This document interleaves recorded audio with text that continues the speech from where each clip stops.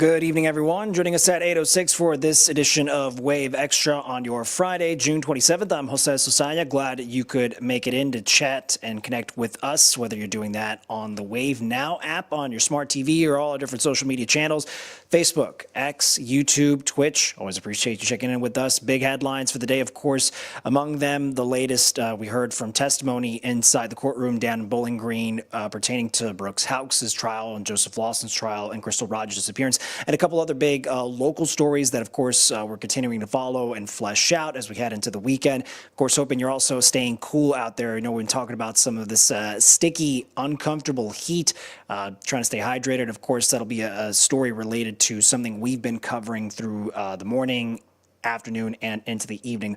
But I'm going to begin with perhaps the, of course, most dramatic storyline we've been following. Of course, everything that involves the dramatic testimony pertaining to the disappearance of Crystal Rogers and what the jury's hearing play out as the prosecution is the one mostly calling the witnesses, Brooks Houck's defense, cross-examining what those witnesses are having to say. And in one of the themes for today, which we'll have our Alina Noakes breakdown for you, of course, our reporter inside the courtroom, we're learning that it seems his cell phone data is not matching what he had told police at some point. And so based off of that, the prosecution and the defense trying to, cover their bases and their strategies as they see fit. Of course, the question you might ask yourself is, what does the data show? Well, we learned the gap of time that Houck says he was out handling business with companies, contractors, engineers. He was actually at the Houck family farm, and the time frame is significant. We're talking a set of hours from 9:30 a.m. to 4 p.m. that day. So here is Alina's update from inside the courtroom in Bowling Green. Detective Tim O'Daniel, who's a digital forensics expert for LMPD, walked the jury through Brooks Houck's cell phone data for July 3rd, time-stamped with Google location tracking. It shows Houck spent most of the day at or near the farm, that is until 4 p.m. After, he visits a hardware store and then his home on Glenview before returning to the family farm around 7:30 until midnight. He said they went back home immediately after, but data shows he also stopped at my old Kentucky home, State Park. He arrived home around 12:08 a.m., earlier than he had told police. The breakdown of Steve Lawson's cell data was a little bit less clear. That's because his cell data hits the north side of the towers along the Bluegrass Parkway, which face Boston Road. The defense argues Lawson was traveling down that road the night of July 3rd, not the Bluegrass Parkway, as he's already admitted in his own trial. The defense says he was stealing a car back from his ex-girlfriend, Heather Snellen, at a house on Boston Road. But O'Daniel emphasizes it's his opinion Lawson was on the Parkway. Again, thanks to Alina for that breakdown. So that's her focus on what the cell data provided the forensic expert that LMPD, Detective O'Daniel there, that was brought up by the prosecution. Now, you heard the name mentioned, Heather Snellen, again, a former girlfriend of Steve Lawson, who we saw was convicted for those charges relating to Crystal Rogers' disappearance. Well, again, on the stand, she said the car that Steve stole was still there. And so that was interesting to hear that. And again, she says it was still there when she parked it the morning of July 4th. And when she cleaned it, Snellen telling prosecutors in front of the defense and the jury that she found needles, a tourniquet, soggy clothes, and a mini Louisville slugger bat inside. Neither the defense nor prosecution actually dived into those specific claims, but just something to note as this testimony is going to continue heading into the weekend, or beyond the weekend, heading into next week. We're going to see what more we hear from those eyewitnesses or expert witnesses pertaining to, again, the trials into Brooks Houck and Joseph Lawson. And again, looking more specifically too at Steve Lawson's data, we're waiting to see perhaps more from Joseph Lawson's defense counsel, which kinds of expert witnesses or eyewitnesses they might like to bring up to counter the narrative that the prosecution has been setting up, at least up to this point in the trial so far. So coming up after the break, if you stay with us here for tonight's segment of Wave Extra, we're going to hear a bit of an analysis breakdown from our legal analyst, Leland Hulbert. You know, we've been bringing him in all these nights to dive into the choices behind why the prosecution brings up certain witnesses, what they have to offer, what that hopefully is weaving or trying to show the jury as they're trying to process all of this information. So it'll be interesting to see play out, again, after the commercial break, bringing in our analyst Leland Hulbert. So on to more stories and reports we've been covering for you throughout this Friday, the 27th. So LMPD telling us they've actually figured out now who was behind a long string of robberies and burglaries, actually, that they've been investigating. And they discovered that the suspects that they found are young teens, ages 15, 16, 17. This was something our David Mattingly looked into today. Apparently, police leaders telling us they're seeing kind of an uptick, a blip, or pattern, I should say, in this kind of crime.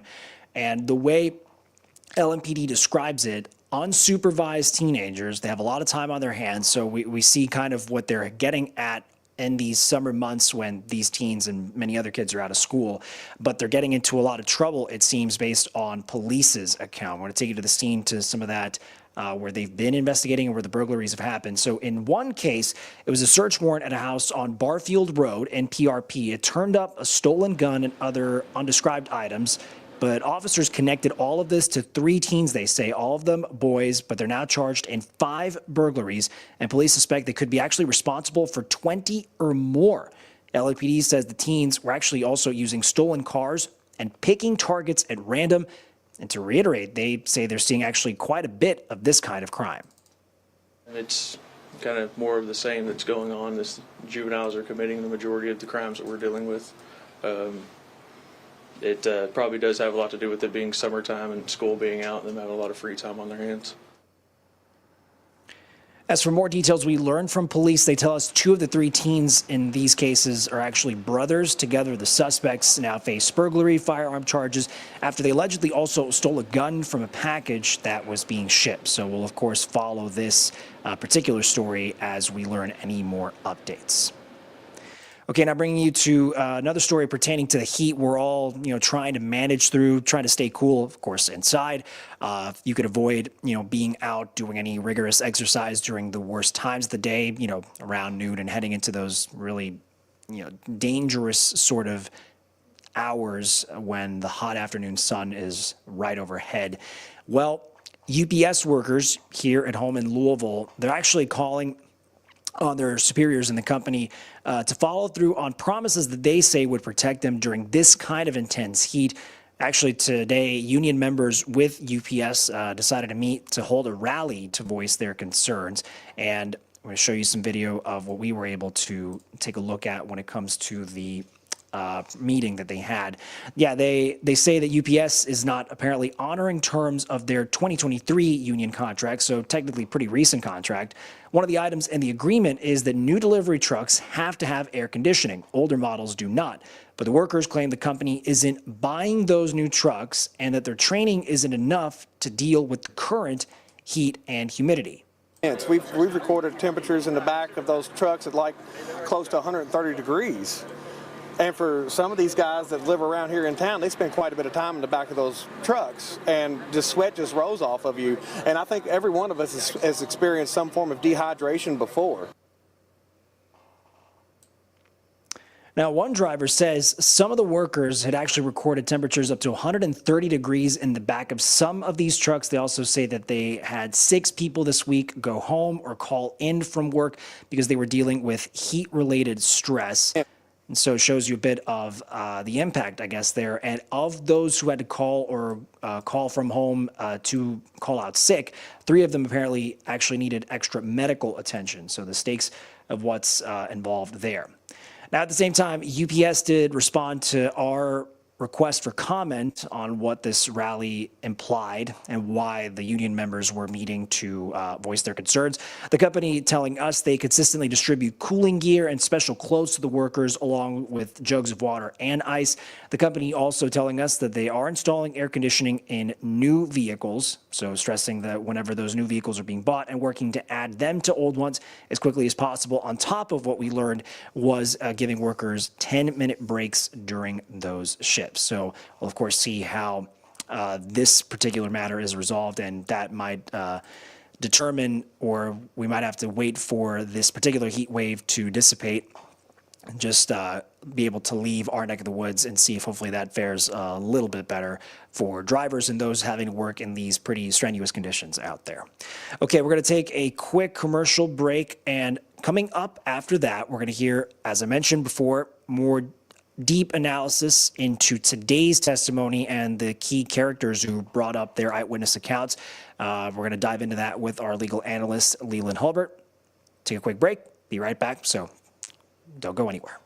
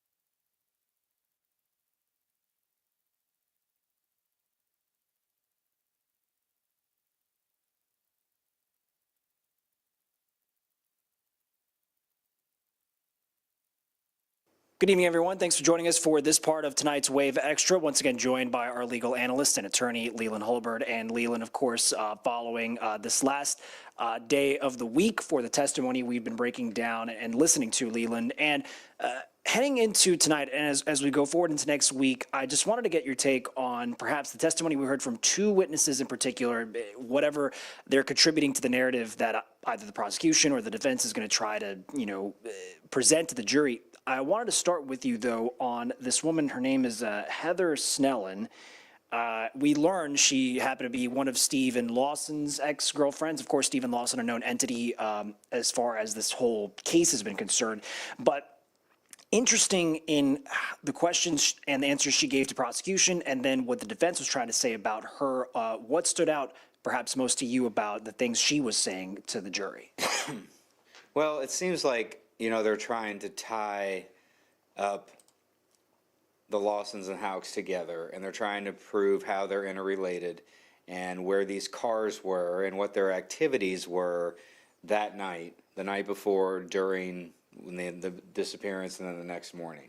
So I think this is just another witness for the Commonwealth that can corroborate some things. Obviously, they're not the key witness to the whole trial, but if they can say, well, I saw this car, I gave him this car, or he had a propensity to do this, or on that night I remember him saying X, Y, Z, then all of a sudden, that's just more things to help a building block for the prosecution. So it seems like, truthfully, every witness has some holes in this case, either their background, drug use, bias, family relationship, but that's just the nature of the case. So I don't think that's going to make anyone win or lose, because now they're all sort of have some issues. It's just how believable are they, and that's up to the jury. And the point that perhaps Houcks' defense was bringing up was even dangling the sort of picture of coercion, if at least the taking back some statements she'd made and some of the testimony she'd offered about the time she'd gone to volunteer to offer interviews to KSP and sort of those conversations that they had. I mean, the defense would not miss an opportunity to at least try to, insert this possibility, right? Yeah, so it seems like the officers were interviewing her and pressuring her about her child, about a CPS case, about certain things that could be coercive, but at what point can the defense show that the coercion amounted so much so that it was lying, that she lied about what she heard just to make them happy? And that's a pretty big leap, but it doesn't make, the defense's case is to kind of smear law enforcement or show that they did a shoddy job or didn't cover all their bases or coerced people to get what they wanted as statements and things like that. So I think it will definitely be an argument made by the defense, and how much weight it carries really depends on, can the detective come back and clear it up, or how believable is this witness that she lied because of coercion, or that she just eventually gave a statement because of coercion. And so this other witness who they brought up kind of later in the day, she described herself as a neighbor who lived across the road, and sort of picturing, or at least painting the picture of the things she said stood out to her. And once again, the names that come back up, despite them not being formally charged, with Rosemary Hauk and Nick Hauk, and her describing kind of the day and the movements she saw shortly after Crystal disappeared. Not that, that in and of itself is something super telling, but what value do you think the prosecution sees in what she was able to describe? Well, I think, is she the one who saw the bags? Like, she's the neighbor Yes, across the street. that's the one who was talking about the 2 white bags. I mean, it was fairly descriptive, at least in the notes, saying that these cars backed up trunk first and bags were switched from cars. And that sounds like a Dateline special. Yes. That sounds like a movie. That sounds consistent with trying to hide things. Now, do we know what are in the bags? Probably not. And it's just going to be speculation.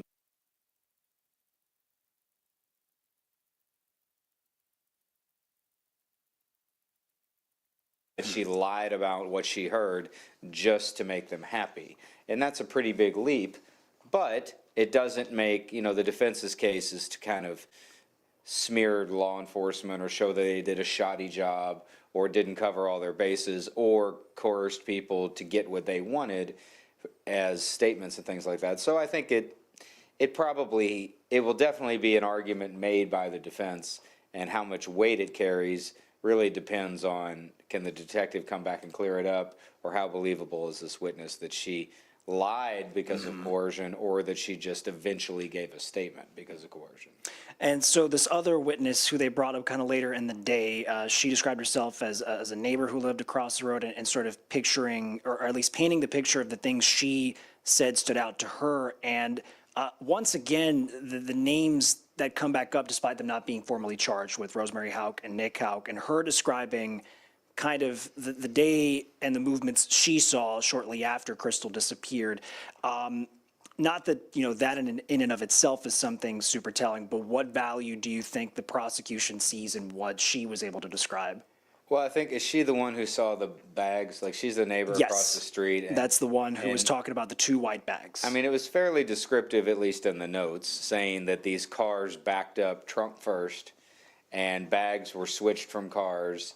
And that sounds like a Dateline special. Yes. That sounds like a movie. That sounds consistent with trying to hide things. Now, do we know what are in the bags? Probably not. And it's just going to be speculation, but that is odd activity. So it really goes to the prosecution's theme now, which seems to be poking holes in Brooks's timeline that he gave, and then poking holes in Brooks's family, showing that they were all either involved or they didn't like Crystal, and that all of a sudden goes to motive. And so, if you have a family that doesn't like a missing person, that's interesting. It's not, dispositive. It's not a. It doesn't indicate anything necessarily. It's not a gun. It's not a smoking gun. Yeah. It's not on video. But it's certainly compelling. And if this neighbor is nice and believable and has no axe to grind against anyone, then I think her testimony it's another thing that the jury will note when they're deliberating. One more thing before I let you go tonight, Leland. I know perhaps you've been discussing sort of what the location data, again, to the point of the prosecution trying to poke those holes in Brooks Houx's timeline. Perhaps these sort of expert witnesses come up in a lot of these kinds of cases, and they will often sort of, not the disclaimer, but to describe that what I'm giving you is my expert opinion, but I've earned these years of knowledge and experience on my own. I haven't just made up this knowledge. Do you find, him sort of making the distinctions between his approach to look at where Brooks Houx's locations showed up? Is that something, even if a jury member isn't someone who does that for a career, is that something that they can digest, do you think? I think it's up to the prosecution and defense to make it simple. And location data itself is simple, but the science behind it is a little more complicated. So when you're talking about bouncing off towers, bouncing off Wi-Fi, Google tracking versus AT&T tower tracking, it's up to the expert to explain it. I think the LMPD, O'Daniel, Yes. talked about it. And so that's why I said I wouldn't be surprised if the defense calls an expert, because you want to have another point of view. And if there's so much focus on what happened that night, because we just don't know, and we know that cell phone data is set. It doesn't appear that anyone can manipulate that kind of data, Yeah. or there's no suggestion that Houck manipulated his own phone or something. I mean, obviously it's only a phone, it's not the person, but I don't believe there's a defense that someone took his phone. So then you're left with tracking these people and the jury going, how solid is this data? And if there's an expert from the defense who says, yes, LMPD O'Daniel said this, but we can show no, that's not true. It varies, and we think that he's definitely on Boston Road and not Bluegrass Parkway. That's another story. But if they can't prove that, then all of a sudden you're left with only one expert, and they can poke some holes. But I think it would probably help them to call their own. And do you think in that strategy, is it good to go with an apples to apples approach of a similar kind of logistical data computer tracking expert sort of guy? Oh, you'd want to go one up, right? Yeah. You'd want to get a Google employee. You'd want to get someone who does these things, because experts that defense attorneys hire are sometimes just hired guns that will say things for money, and sometimes they're incredibly intelligent and incredibly reliable, and they sound more intelligent than the officers. So a battle of the experts occurs in all sorts of civil cases and criminal cases, and this one, with it so much relying on this location data, I could potentially see that happening. Excellent. Okay. Of course, much more to get into as we'll head into next week and see what more testimony and the kinds of witnesses we'll start to see come up to the stand on Monday morning. But again, we'll have, of course, Leland, his inside playthrough, and of course, we'll see how many more days this goes on. We'll have our crew still down there in Bowling Green getting us those notes and that information, and we'll try to break that down for you all these nights here on Wave Extra. So we appreciate you, appreciate Leland, of course, joining us tonight. We're going to take a quick commercial break. Be right back.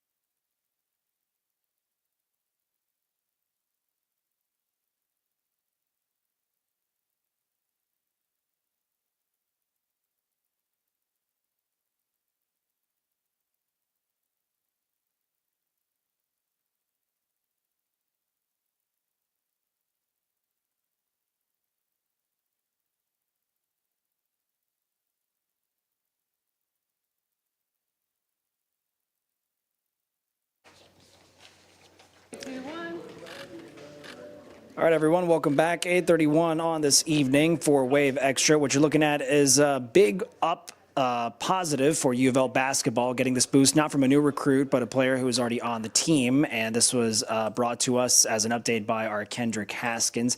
Back in May, big man Ali Khalifa's request for one more year of eligibility was actually denied by the NCAA, but apparently this afternoon, head coach Pat Kelsey delivered some exciting news in front of the whole team. So let's take a listen. They love you. They love you. You are the ultimate example of what a Louisville Cardinal's all about. And we're so happy for you, man. Congratulations. A great moment for 7-foot senior Khalifa as he's learning he is going to play his senior season at U of L. Khalifa transferred from BYU last season, so hoping to max out a little bit more of his time out on the court. But he redshirted recovering from knee surgery, so that's the reason why he was hoping to stretch that last year of eligibility. This was his second redshirt of his career. The NCAA originally denied Khalifa's request for that 6th year of eligibility. Again, after that appeal, he was ruled eligible. Coach Kelsey even calling Khalifa the best passing big man in the entire country. That's pretty high praise. And while at BYU, Khalifa averaged 5 points, 4 assists a game. The Cards and Khalifa open exhibition play on October 24th when they host Kansas. So right now, I'm welcoming in our Wave News reporter, Logan Perone, because we're going to do a little preview of what you could expect as you join us, Logan, myself, and Kevin at 11 o'clock. Logan's been looking into an interesting study, and for those of you who might live along Bardstown Road, this is going to, I think, pique your interest in particular, because, Logan, if there's anything that sometimes feels like it's particularly frustrating, it's when things get busy and you don't find a place to park. You're hoping that things can play out with a good ending for you, but it sounds like there's something interesting in the works. Well, so there's plenty of parking down Bardstown Road. Like, yes, it gets busy, and there is plenty of spaces and areas to park, side streets, what have you. But, you know, when you look at Bardstown Road, it's inconsistent. What you're going to find is that there are parking spaces that don't have a meter, some that do have a meter. And one thing that's going to be changing possibly soon is the city looking to add parking spaces all up and down that corridor. It's about 2.3 miles that they're looking to add this corridor you're looking at right here. They're going to add parking space meters. So essentially, Jose, we were at our teams, not me specifically, not you, but our team was at the Highland Commerce Guild meeting on Wednesday morning, and they talked about this. So we reached out to Park. We talked with their interim director today. What they're planning on doing is bringing a few hundred parking meters to add more consistency. So, you know, at one point we parked. Across the street there were meters and there were no cars parked. On our side of the street, there weren't any meters, and we were the last car to get the last spot. So again, they're hoping that can bring some consistency, some more turnover for the businesses in there. But there is the concern, obviously, that, you know, when you add that, you're going to, you know, make a burden for some of the residents. You're going to... Because you could argue about it, you know, it becomes a revenue stream if Park is looking at this as an opportunity. And, you know, there's the discussion about the budget, in fact, this week, and seeing what's able to fund a lot of these projects that Metro wants to get done, and Park is part of that. But I think that frame right there is perhaps an example of many where people are going to tell you, like, that's only going to make traffic worse. That could be like one argument someone will make, that's only going to make traffic even worse for people who are just trying to find a spot to leave their cars, right? Right, yeah. And again, like one of the residents that talked on Wednesday, she said, or she's actually a business owner and also a resident, but she said, hey, like, I have a business here, and for someone that's going to pop in for 5 seconds into my business, they're not going to want to go to their app, pay for parking, you know. So there's that concern for the burden to residents, but there's also improvements that are in the works for Bardstown Road all the way down. I believe they were talking to the Waterson. And so you're looking at bringing in parking meters and doing all of these changes while you're already making some other improvements. So that's one of the concerns that have been brought up in these meetings, and that's part of the thing that we talked about with the interim director of TARC. They are seeking that input from the public. They are trying to get some sort of idea. Now, as far as what this would do for Park, again, you're looking at about 320 some parking spaces. They would have to go out there, still make sure they know where they're going, because this study was done without actually going out there. It was just going out, kind of just taking the lay of the Sure. land, getting an idea. Of Something what they could conceptual, do, a something conceptual. conceptual versus actually Yes. trying to see physically, like what do the spaces look like? I don't know if they did. I don't know if you had a chance to dive deeper into the part of Bardstown Road, or unless are they talking about expanding this up and down, or kind of concentrating on a particular intersection of Bardstown Road? So it is like I said, 2.3 mile stretch. It's going to start from actually where Baxter Ave meets Bardstown Road and they split. So it's going to start from about there and go all the way down to Woodburn Avenue. And so we actually, again, we drove up, we drove back down. Once you get to Woodburn Avenue, it's just a regular 2-lane road, or Right. I guess 4-lane road, 2 lanes in each direction. But yeah, like all the way up from that split of Baxter and Bardstown, all the way down to Woodburn, there's cars parked along the side. And again, it's just hit or miss depending where you are, whether you're going to be having to pay or you're not. So closer down to Bardstown Road, where it's at that split with Baxter, there weren't a lot of meters down there. You go down towards Eastern Parkway, okay, now we're starting to see some meters, and then again, it fizzles out a little more the further down you get. For sure. So they just want to bring more consistency so that that whole corridor is consistent. We'll have more on some of the complaints tonight and some of the concerns from the residents. I'm sure they're thinking of how, again, I think back to, not that I'm in their shoes specifically, but I can imagine the complaint of only exacerbating traffic is going to get worse. Not to mention, of course, in the reporting and the stories we've been covering heading into summer and, of course, during summer, of on the weekends in particular, how popular it is to go spend some time out on Bardstown Road. And if the space, it's not like we're talking about creating new space necessarily, but this just makes finding your own little slot to put your car, it puts a premium on that for sure. I mean, yeah, you're going to be paying no matter where you go on Bardstown. So again, it's just, you might have a spot that you park in right now. You don't pay. Well, you add the meter there, Yeah. and then your next thing you know, you got to find somewhere else to park. And Now, you're only however, willing to that pay, is- and you're only willing to pay for so long, even if you think you're going to max out the meter for the night. Well, and that's one of the things that when I spoke with the interim director of Park, the parking authority, he said to me, like, look, you might have businesses that don't have meters in front of them. You add the meter, you incentivize the turnover of customers. You're not getting a parking spot that's going to be sat in by one single car all day. So that's actually something that Switching tables, right? Park is saying. They're saying we add the meters and we get more turnover. It's better for the businesses. Now, does that make it any busier? It's again to be seen. But that was one of the points they made: is you add the parking meters to incentivize more business coming into the area.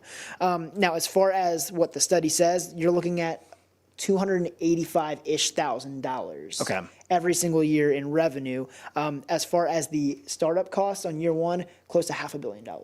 So an expensive and Did I hear $500,000 or $500 million? I'm sorry, $500,000. Did I say B? I thought it's that was Friday. a very My soft brain's B. cooked, It's guys. okay. I don't want you to. Yeah, $500,000. I don't mind asking you just to make sure, but I'm just saying billing with a B seems like a very expensive parking project. Yes, I believe in this study it says about $500,000, folks. Okay, so it would for the take. initial So then it would just take startup around those 2 years to make back the initial investment on the restructuring of the meters. Then. Correct. Yeah, and again, that's just the additional revenue. When you're looking at what's already in the study having been shown with the current Yeah. meters, you're looking at around $200,000. Adding these, I believe it's about 328 is the exact number. 328 meters. The timeline. What do they talk about for when they'd like to install these?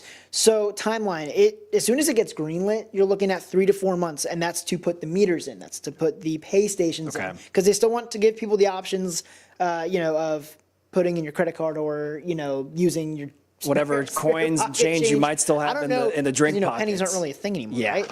But yeah, so they still want to make sure that that's an option for the people along Bardstown Road or parking Mm-hmm. along Bardstown Road. So 3 to 4 months to actually get it once the project is greenlit. They want it done by the end of the next fiscal year. So you're looking at somewhere around the end of June next year at the latest. So there still would be some time if we're opening these forums and Park is looking for this kind of community input. I'm sure there's going to be a mix of it, and you're alluding Yes. to when they'll have some of that opportunity. So they are not actually hosting their own meetings. That was actually one thing that I thought was interesting. They're going to the community meetings. So we're talking the Highland Commerce Guild, the Friends of Bardstown Road. You can also email, and I was told this by the interim director, you can email them directly if you want to give your input on this. But yeah, as far as it goes, they're not hosting their own sort of meetings. They're just going to the community meetings because they want to hear what the people in the community, the business owners, the homeowners want. And Meeting them where they are. Yes, meeting them where they are at the meetings that are already happening, so it's kind of convenient. And then the one other thing I want to make sure I mention, and it's actually one of the little sound bites in our package. Don't want to give too much because we want you to watch at 11. But the one thing that says they want to put most of these and focus it on areas where there are businesses front facing on Bardstown. Sure. They don't want to stretch this into residential areas because obviously that's going to be a problem. That opens a whole other That's a can of big worms. and Yes. I'm glad we were thinking the same thing. By the way, too, as Logan's mentioning, you can reach out to Park. They're coming to these community meetings to, hopefully find you in your territory. It's your home court to get your thoughts. Of course, the comment section is open for us on all of our social channels for Wave 3. Email us, call us. Obviously, you're more than welcome to go share that feedback with Park. But if this is something you feel strongly enough about, either maybe you're the business and see this as a beneficial opportunity, or hopefully wanting to make sure if it's your home you've had for some time that doesn't create some other kind of headache as you're going about living your daily life. We'd love to get your reactions. Reach out to Logan. Logan has all his information on the website and all his socials. So it's something I know, given the timeline, we're still going to wait to see how it all plays out. And so as this all progresses, Logan's here, we're here, we can always check in on that. Yep, and again, Park, when I spoke with them today, like I said, guys, it's Friday, give me a break. When I spoke with Park today, they said, hey, we still have to go boots on the ground to make sure, hey, here's exactly how we're going to implement this, because this right here is just a study, guys, so not a set in stone plan, but again, an idea. We can call it a preliminary of what they're going to be doing. Sure. I mean, it's gonna take how they're gonna have to finesse the plan based on the input they do get from people who live out there. So make sure you tune in as Logan kind of offers his deeper, more focused report for tonight. Wave News at 11. Of course, Chief Meteorologist Kevin Harnett going to break down, managing what's been a pretty warm start to the weekend. The way Logan's dressed would indicate he's the smarter of the two of us for today, just trying to stay as cool as possible. So we're going to talk on that. More breakdown of all the testimony we heard this morning and afternoon in Bowling Green. Logan, any final thoughts as we're getting ready to sign off? Just pack your umbrella for the weekend if Kevin's right. That's a pack. You prepare as best as you can and hydrating, and we have our cooler in the office to, again, put our money where our mouths are for trying to stay healthy as we go about and do our work. So appreciate Logan's time. Again, you can always connect with us on Wave Extra through our Wave Now app for your smart TV, all of our social media channels, just offering the deeper dive in these conversations to let you know what we're working on here at the station, working on stories and, consequential things that are impacting yours and our community. So appreciate your time. That's going to do it for us tonight. Hope everyone has a happy, healthy weekend ahead. Stay cool.